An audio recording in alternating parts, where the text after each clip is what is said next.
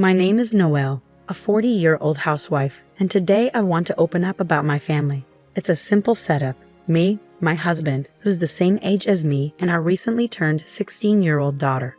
Back in college, I met my husband. We fell in love, got hitched. Nothing extraordinary. While I tend to have a more rough-around-the-edges personality, he's the meticulous type. Obsessive about the arrangement of things, he wouldn't rest until they were just so. Initially, I thought marriage would smooth out our differences, but reality didn't play out as sweetly as I'd hoped. His meticulousness only intensified post-wedding. I found myself bending over backwards to accommodate his rules, even the ones that grated on me. Arguments became a daily affair. Days blurred into one another, devoid of any respite. Amidst this chaos, our daughter entered the scene, 2 years into our marriage. I hoped her arrival would bring tranquility, but alas, my husband's demeanor shifted drastically. Rather than adapting to our daughter's needs, he resented the disruption to his routine. Nights echoed with his sharp words directed at her tiny cries. He even declared himself exempt from any parental duties, leaving me to bear the brunt of childcare alone. Divorce crossed my mind countless times, but for the sake of our daughter, I soldiered on. I fought tooth and nail to shield her from his selfishness, even as it drained me. Yet, just when I thought I'd weathered the worst, fate dealt another blow. Despite my fervent prayers, our daughter's traits began mirroring her father's. By age 10, she critiqued my cooking and threw tantrums over trivialities. As her teenage rebellion set in, she adopted his harsh tone, turning against me in arguments. My husband, predictably, sided with her, leaving me isolated in my own home. The constant barrage of criticism wore me down until I felt like a shell of my former self. And then, one fateful morning, feeling lethargic and battling a slight fever, I struggled to maintain balance, my head spinning with dizziness. Each step felt like a Herculean effort, and I found myself confined to a chair, unable to even stand.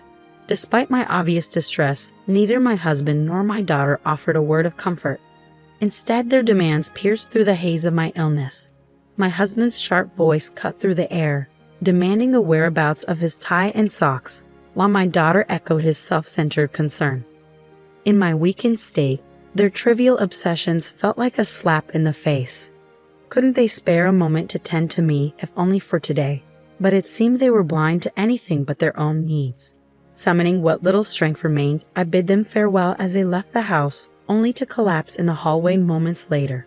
The next thing I knew, I found myself on the living room couch, the familiar ceiling above me. Though still fatigued, a sense of relief washed over me.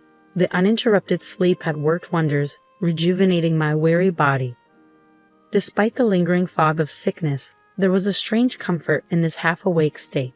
But as evening descended, reality came crashing back. Panic surged through me as I realized the time, past 5 in the evening, and the mountain of unfinished chores awaiting me.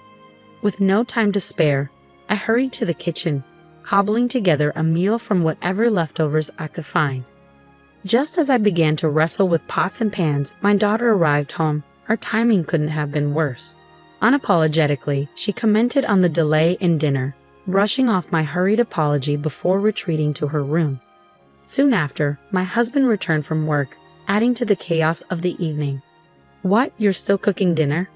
My husband's words dripped with discomfort, his meticulous routine disrupted by the sight of me still in the kitchen. His routine after work was sacred, so any deviation must have set off alarm bells. With barely a word, he retreated to his room, the rustle of his changing clothes signaling the passage of time.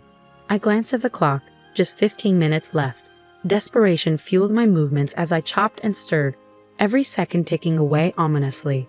Despite the rushed preparation, I managed to plate the meal just as my husband emerged. Relief washed over me momentarily, but it was short-lived.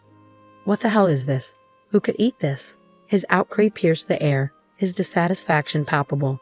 Confusion and frustration bubbled within me. "What's wrong?" I dared to ask, only to be met with an inexplicable surge of anger from him. "You overcooked it. The color is off, and the vegetables aren't evenly cut," he criticized, his tone cutting.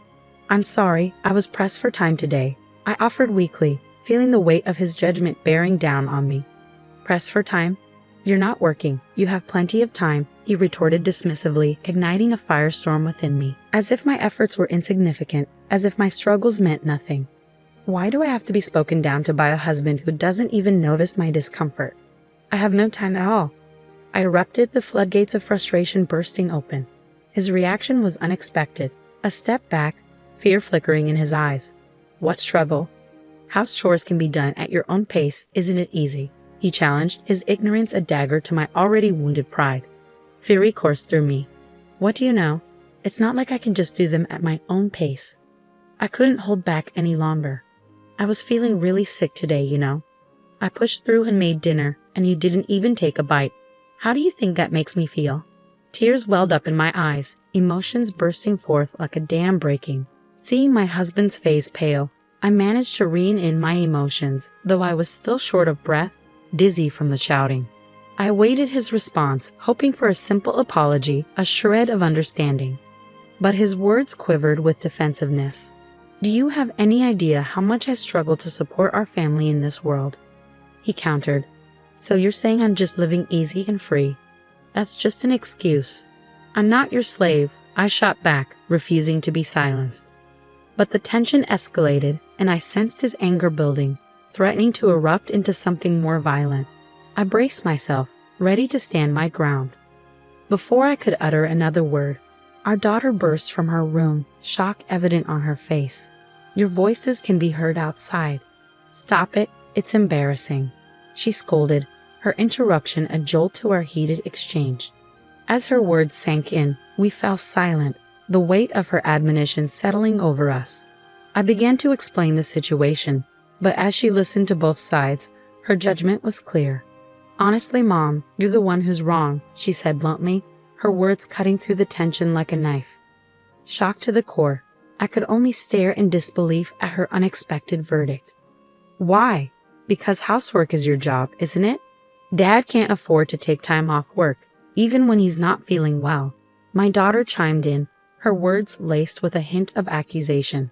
Her agreement with my husband's sentiments only fueled the fire of resentment simmering within me. As my husband spoke, his face etched with disapproval, I felt a surge of indignation. Mom is always late with her chores. Even today, you haven't done the laundry yet, he added, his criticism cutting deep.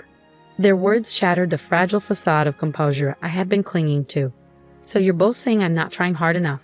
I questioned, my voice trembling with hurt. Maybe you're not trying hard enough. I could probably do it better and faster, my daughter interjected, her words like a dagger to my already wounded pride. Yeah, you're too laid back. I bet we could manage without you, Mom, she continued, her callousness slicing through me like a knife. Was I truly dispensable, I wondered? Had I become so insignificant in my own home, so easily replaced? The realization hit me like a ton of bricks, driving me to flee the suffocating atmosphere of our house. Before I knew it, I found myself in a darkened park, my feet aching from the hasty escape. As I sat on a bench, the chill of the night air seeping into my bones, I realized I hadn't even bothered to put on shoes in my haste. My tears had long since dried up, leaving behind a hollow emptiness. How long had I been sitting here, lost in my own thoughts? Even in the silence of the park, their harsh words echoed relentlessly in my mind, a constant reminder of my perceived inadequacy. Resentment simmered within me, a smoldering flame fueled by their callousness. I vowed never to forgive them, my family who had trampled upon my feelings so carelessly. With a newfound resolve burning quietly within me, I returned home. The next morning, I set about my tasks with a steely determination, my every movement a testament to the strength of my fighting spirit. I meticulously prepared a menu fit for a feast, as extravagant as a dinner at a famous restaurant. As the final touches were made, my husband and daughter entered the living room almost in unison, their faces void of any acknowledgement towards me as they took their seats. Come on, let's have breakfast, I announced, hoping to break through the icy tension that hung in the air. My daughter, rather than my stoic husband, spoke up. Mom, what's going on?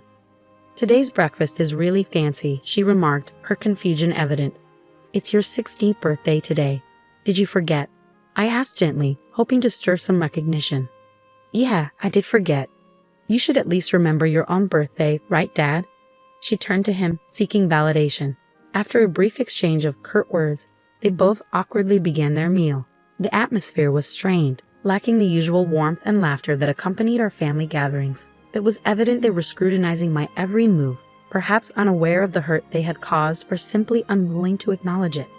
While I could understand my husband's aloofness to some extent, my daughter's behavior stung deeper.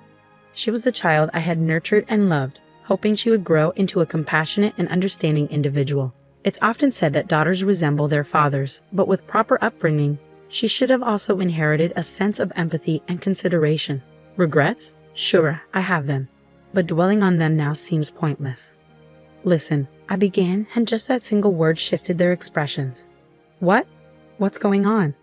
My husband's voice wavered as he questioned. Starting today, I'm leaving this house, I declared, and their faces drained of color in unison. Hold on, why? They both protested simultaneously. You said you could do the housework better than me, I reminded my husband, my tone firm. I didn't say anything like that, he retorted, but I cut off my daughter's potential argument before it could begin. Whether you remember saying it or not, you did. And you, I turned to my husband, said I have more free time because I'm at home. It's just an excuse. He didn't respond, and I pressed on. Don't misunderstand. I'm moving to another house, starting today, but that doesn't mean I won't come back here. And stop, today's my birthday, right? You're going to celebrate, right? My daughter pleaded, her eyes brimming with tears. I chuckled at her plea, but my resolve remained unshaken. I'm sorry, but I'm serious about this, I replied calmly, watching her crumble before me. With that, I quietly stood and left the house, ignoring their desperate screams behind me.